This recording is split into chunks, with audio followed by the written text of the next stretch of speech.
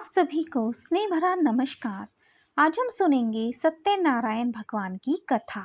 आशा करते हैं आप प्रेम पूर्वक सत्यनारायण भगवान की यह कथा सुनेंगे और अपने प्रियजनों को भी सुनाएंगे। इससे पहले आप हमारे चैनल को सब्सक्राइब कर लीजिए, जिससे आप हमारी आने वाली वीडियो आपको सबसे पहले मिल सके। शुरू करते हैं सत्यनारायण भगवान की कथा। एक समय की बात है, नैशिरण्य तीर्थ में सौनका आदि 88,000 ऋषियों ने श्री सूत जी से पूछा, हे प्रभु, इस कलयुग में वेद और विद्या रहित मनुष्य को प्रभु शक्ति किस प्रकार मिल सकती है तथा उनका उद्धार कैसे होगा।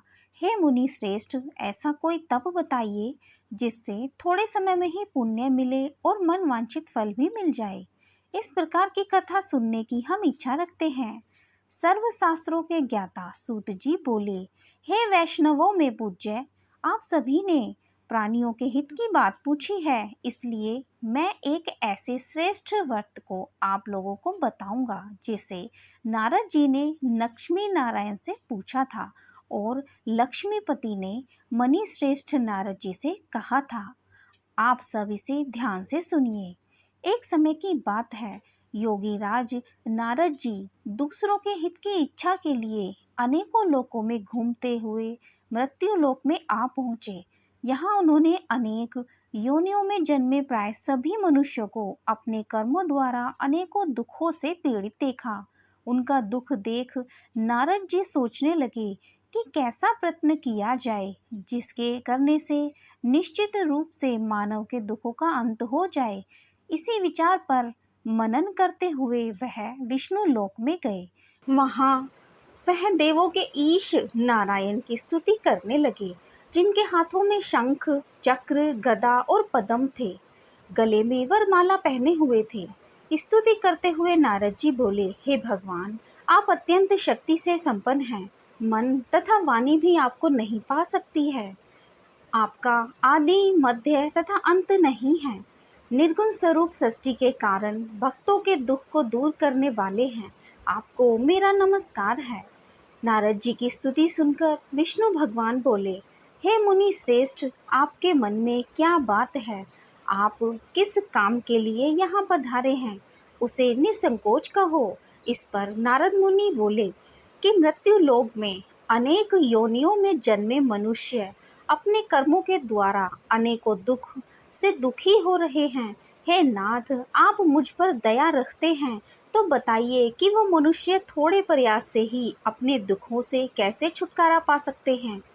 श्री हरि बोले, हे नारद, मनुष्य की भलाई के लिए तुमने बहुत अच्छी बात पूछी है, जिसके कारण मैं मनुष्य के मोह के छूटने के लिए आपको एक बात कहता हूँ, उसे सुनो।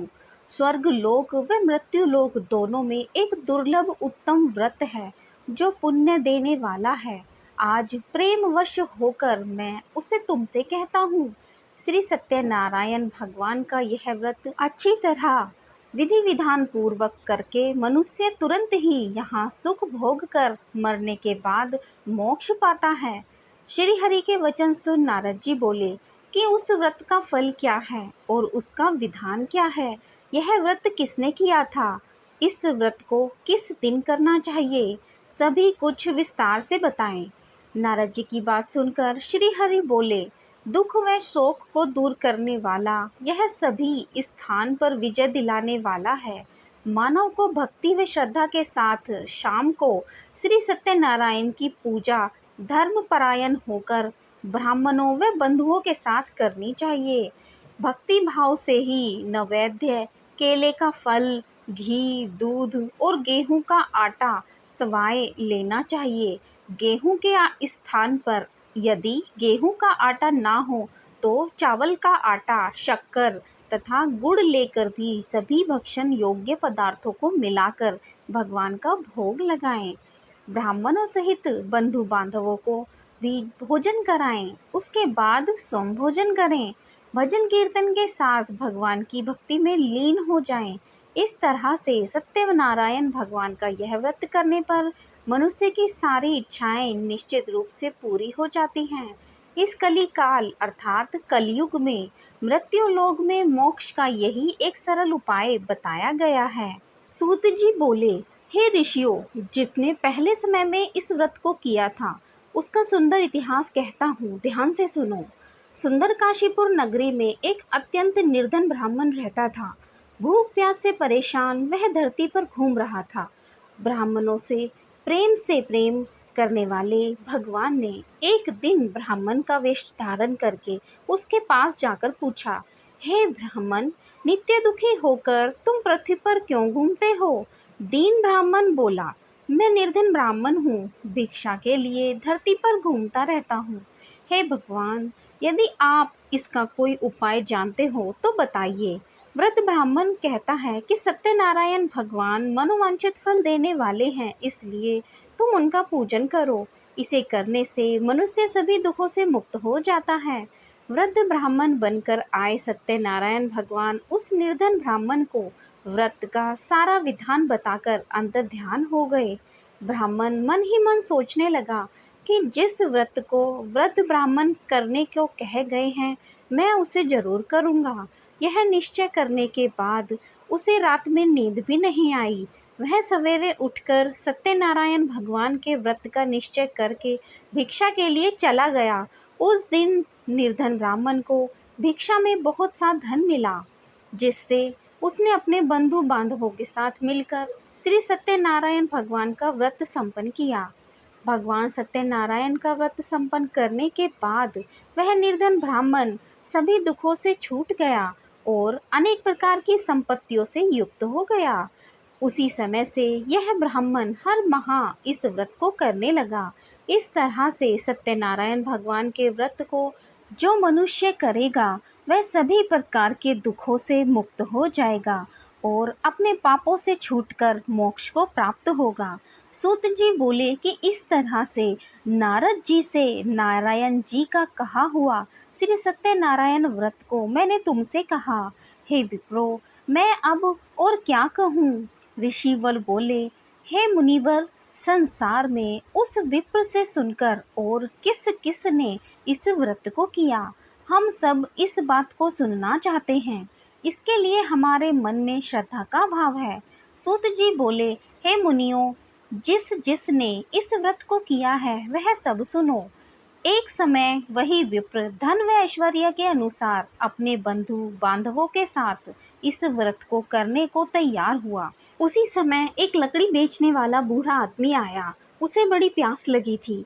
उसने ब्राह्मण का घर देखा तो वह अंदर चला गया।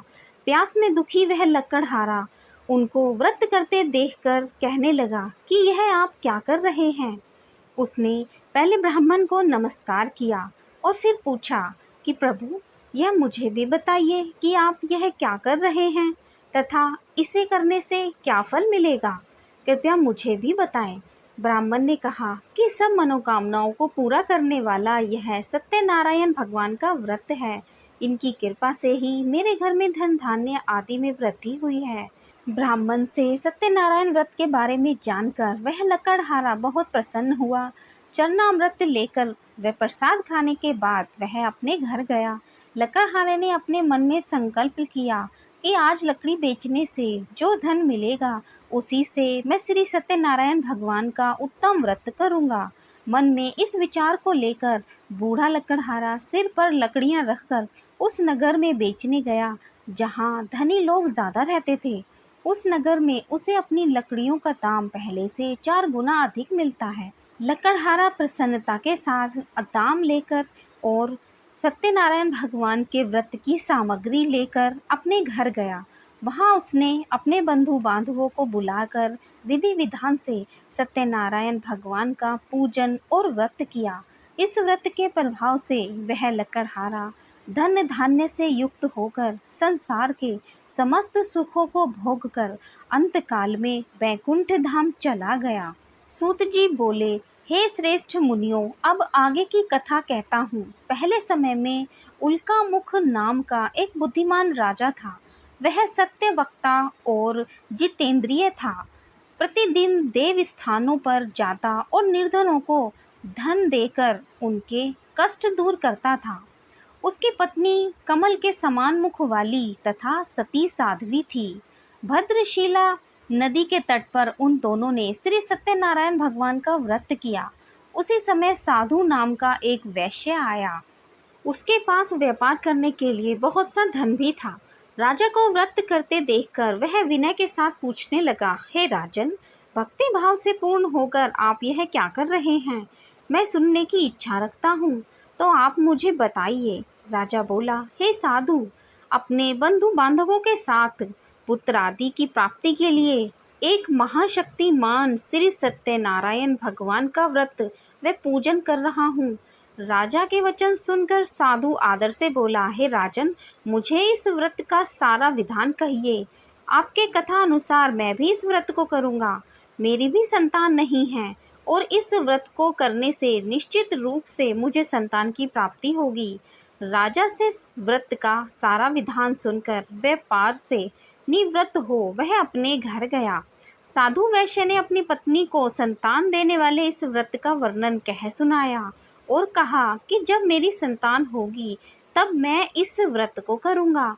साधु ने इस तरह से वचन अपनी पत्नी लीलावती से कहे।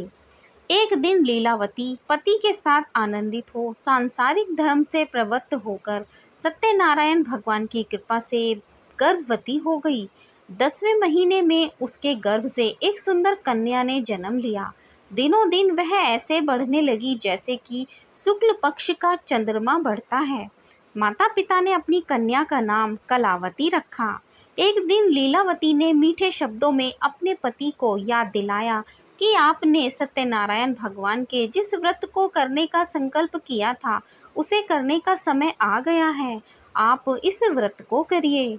साधु बोला कि हे प्रिय, इस व्रत को मैं उसके विवाह पर करूँगा। इस प्रकार अपनी पत्नी को आश्वासन देकर वह नगर को चला गया। साधु ने एक बार नगर में अपनी कन्या को सखियों के साथ देखा तो तुरंत ही दूत को बुलाया और कहा कि मेरी कन्या के लिए योग्य वर देखकर आओ। साधु की बात सुनकर दूत कंचन नगर में पहुंचा और वहां देखभाल कर लड़की के लिए सुयोग्य वणिक पुत्र को ले आया। सुयोग्य लड़के को देखकर साधु ने बंधु बांधवों को बुलाकर अपनी पुत्री का विवाह कर दिया। लेकिन दुर्भाग्य की बात ये कि साधु ने अभी भी श्री सत्यनारायण भगवान का व्रत नहीं किया। इस पर श्री भगवान क्रोधित हो गए और श्राप दिया कि साधु को अत्यधिक दुख मिले। अपने कार्य में कुशल साधु बनिया जमाई को लेकर समुद्र के पास स्थित होकर रत्नासारपुर नगर में गया। वहां जाकर दामाद ससुर दोनों मिलकर चंद्रकेतु राजा के नगर में व्यापार करने लगे। एक दिन भगवान सत्यनारायण की माया से एक चोर राजा का धन चुराकर भाग रहा था।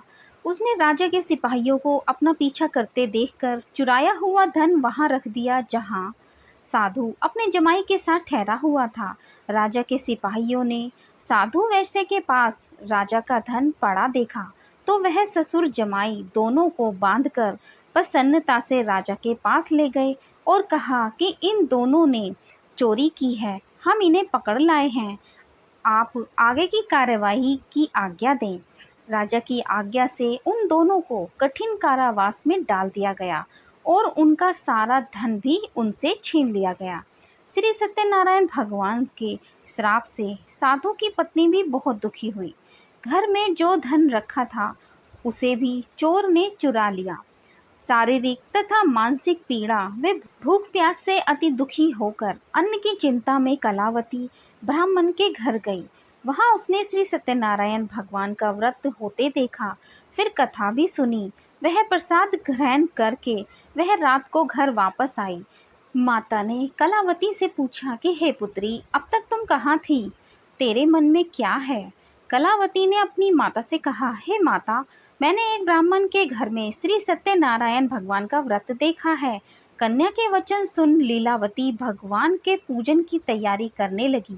लीलावती ने परिवार व बंधुओं सहित सत्यनारायण भगवान का पूजन किया और उनसे वर मांगा कि मेरे पति तथा जमाई शीघ्र घर आ जाएं। साथ ही यह भी प्रार्थना की कि हम सबका अपराध क्षमा करें।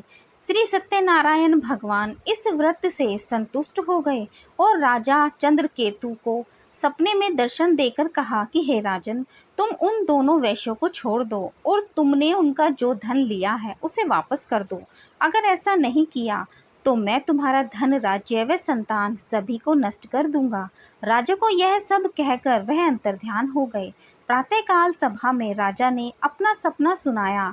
फिर बोले कि वणिक पुत्रों को कैद से मुक्त कर सभा में लाओ। दोनों ने आते ही राजा को प्रणाम किया।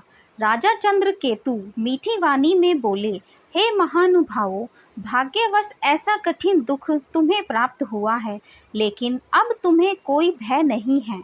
ऐसा कह राजा ने उन दोनों को नए वस्त्र और आभूषण भी पहनाए और जितना धन उनका लिया था उससे दुगना धन वापस कर दिया। दोनों वैश्य अपने घर को चल दिए। सूत जी बोले, वैश्य ने मंगलाचार कर अपनी यात्रा आरंभ की और अपने नगर की ओर चल दिए। उनके थोड़ा दूर जाने पर एक दंडी वेशधारी श्री सत्यनारायण ने उनसे पूछा, हे साधु, तेरी नाव में क्या है? अभिवाणी वणिक हंसता हुआ बोला, हे दंडी, आप क्यों पूछते हो? क्या धन लेने की इच्छा है? मेरी नाव में तो बेल व पत्ते भरे हुए हैं।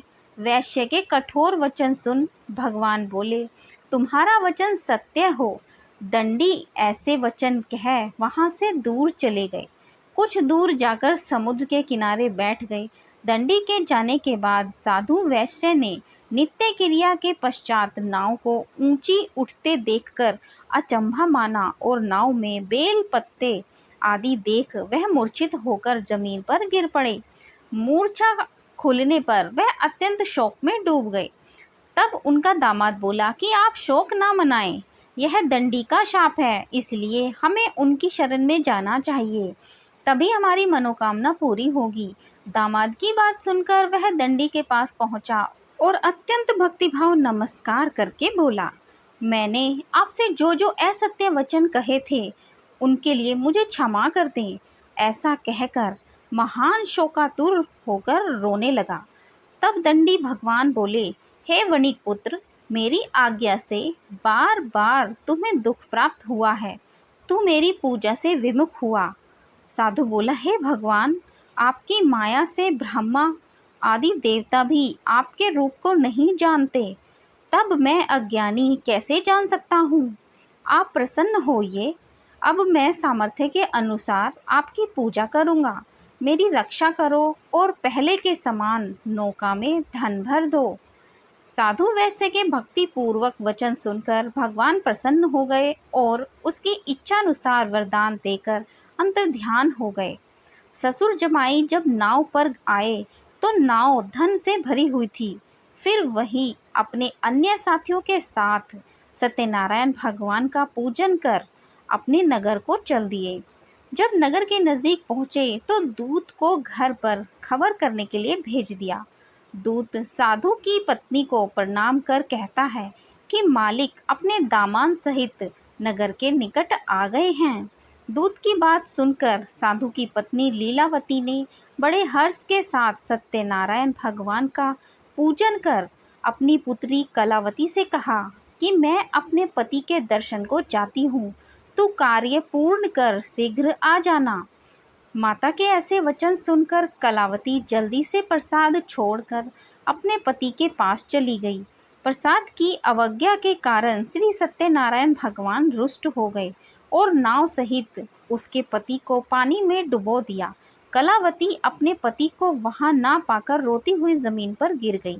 नौका को डूबा हुआ देख वह कन्या को रोता देख साधु दुखी होकर बोला कि हे प्रभु, मुझसे तथा मेरे परिवार से जो भूल हुई हो उसे क्षमा करें। साधु के दीन वचन सुनकर श्री सत्यनारायण भगवान प्रसन्न हो गए और आकाशवाणी हुई, हे साधु, तेरी कन्या मेरे प्रसाद को छोड़कर आई है, इसलिए उसका पति अदृश्य हो गया है। यदि वह घर जाकर प्रसाद खाकर लौटती है तो उसे इसका पति अवश्य मिलेगा। ऐसी आकाशवाणी सुन कलावती घर पहुंचकर प्रसाद बनाती है और फिर खाती है और फिर आकर अपने पति के दर्शन करती है। उसके बाद साधु अपने बंधु बांधवों सहित श्री सत्यनारायण भगवान का विधि विधान से पूजन करते हैं। इस लोक का सुख भोग कर वह अंत में स्वर्ग को जाता है। सूत जी बोले, हे ऋषियों, मैं एक और कथा सुनाता हूँ, उसे भी ध्यान पूर्वक सुनो। प्रजा पालन में लीन धुंधध्वज नाम का एक राजा था। उसने भी भगवान का प्रसाद त्याग कर बहुत ही दुख सहन किया था। एक बार वन में जाकर वन्य पशुओं को मारकर वह बड़ के पेड़ के नीचे आया। वहां उसने ग्वालों को भक्ति भाव से अपने बंधुओं सहित सत्यनारायण भगवान का पूजन करते देखा। अभिमान वश में राजा ने उन्हें देखकर भी पूजा के स्थान में नहीं गया और ना ही उसने भगवान को नमस्कार किया। ग्वालों ने राजा को प्रसाद दिया, लेकिन उसने वह प्रसाद भी नहीं खाया। प्रसाद को वहीं छोड़ वह अपने नगर को चला गया। जब वह नगर में पहुंचा तो वहां सब कुछ तहस नहस हुआ पड़ा था। तो वह शीघ्र ही समझ गया कि यह सब भगवान ने ही किया है। वह दोबारा ग्वालों के पास पहुंचा और विधि पूर्वक पूजा करके प्रसाद खाया तो श्री सत्यनारायण भगवान की कृपा से सब कुछ पहले जैसा हो गया। दीर्घ काल तक सुख भोगने के बाद मरण के उपरांत उसे स्वर्गलोक की प्राप्ति हुई। जो मनुष्य परम दुर्लभ इस व्रत को करेगा तो भगवान सत्यनारायण की कृपा से और अनुकंपा से उसे धन धान्य की प्राप्ति होगी। निर्धन व्यक्ति धनी हो जाएगा और भय मुक्त होकर जीवन जीता है। संतानहीन मनुष्य को संतान सुख मिलता है और सारे मनोरथ पूर्ण होने पर मानव अंत काल में बैकुंठ धाम को जाता है। सूत जी बोले, जिन्होंने पहले इस व्रत को किया है, अब उनके दूसरे जन्म की कथा कहता हूँ। वृद्ध सतानंद ब्राह्मण ने सुदामा का जन्म लेकर मोक्ष की प्राप्ति की। लकड़हारे ने अगले जन्म में निषाद बनकर मोक्ष प्राप्त किया। उल्कामुख नाम के राजा ने अगले जन्म में दशरथ होकर बैकुंठ को गए। साधु नाम के वैश्य ने मोरध्वज बनकर अपने पुत्र को आरे से चीरकर मोक्ष पाया। महाराज तुंगध्वज ने स्वयंभू होकर भगवान में भक्ति युक्त होकर कर्म कर मोक्ष पाया। इति श्री सत्यनारायण व्रत कथा। ये थी श्री सत्यनारायण भगवान की कथा। बोलो श्री सत्यनारायण भगवान की जय। बोलो श्री हरि विष्णु भगवान की जय। भगवान की ये कथा के बाद आप श्री सत्यनारायण भगवान की आरती भी करें, जिससे आपको पूर्ण फल मिलेगा। ओम जय श्री लक्ष्मी रमना। अब सुनाते हैं श्री सत्यनारायण भगवान की आरती। ओम जय लक्ष्मी रमना, स्वामी जय लक्ष्मी रमना। सत्यनारायण स्वामी जन पातक हरना। ओम जय लक्ष्मी रमना, स्वामी जय लक्ष्मी रमना। रत्न जड़ित सिंहासन अद्भुत छवि राजे। नारद करत निराजन घंटा ध्वनि बाजे। ओम जय लक्ष्मी रमना, स्वामी जय लक्ष्मी रमना। प्रकट भये कलि कारण द्विज को दर्श दियो। बूढ़ा ब्राह्मण बन कर कंचन महल कियो।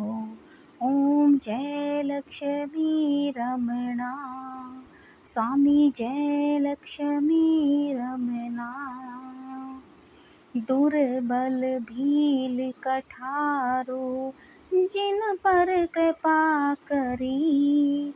चंद्रचूड़ एक राजा तिनकी विपत्ति हरी। ओम जय लक्ष्मी रमना, स्वामी जय लक्ष्मी रमना। वैश्य मनोरथ पाओ श्रद्धा तज दिन ही। सो फल भोग्यो प्रभु जी फिर स्तुति किन्ही। ओम जय लक्ष्मी रमना, स्वामी जय लक्ष्मी रमणा। भाव भक्ति के कारण छिन छिन रूप धरियो, श्रद्धा धारण की हो तिनको काज सरयो। ओम जय लक्ष्मी रमणा। स्वामी जय लक्ष्मी रमणा। ग्वाल बाल संग राजा वन में भक्ति करी, मन वांछित फल दीनो दीन दयाल हरि। ओम जय लक्ष्मी रमणा। स्वामी जय लक्ष्मी रमणा। चढ़त प्रसाद सवायो कदली फल मेवा, धूप दीप तुलसी से राजी सत्य देवा। ओम जय लक्ष्मी रमणा। स्वामी जय लक्ष्मी रमणा। श्री सत्यनारायण जी की आरती जो कोई जन गावे, रिद्धि सिद्ध सुख संपत्ति सहज रूप पावे। ओम जय लक्ष्मी रमणा। स्वामी जय लक्ष्मी रमणा। सत्यनारायण स्वामी जन पातक हरणा। ओम जय लक्ष्मी रमणा। ओम जय लक्ष्मी रमणा। स्वामी जय लक्ष्मी रमणा। बोलो श्री सत्यनारायण भगवान की जय। बोलो श्री विष्णु भगवान की जय। यह थी श्री सत्यनारायण भगवान की आरती। आशा करते हैं आपको हमारे द्वारा सुनाई गई श्री सत्यनारायण भगवान की कथा और श्री सत्यनारायण भगवान की आरती बेहद पसंद आई होगी। कृपया वीडियो को लाइक शेयर और चैनल को सब्सक्राइब करे बिना ना जाएं। आप सभी का दिन शुभ हो। आप सभी खुश रहें, स्वस्थ रहें, बहुत ही प्रसन्नचित्त रहें। आप सभी का धन्यवाद।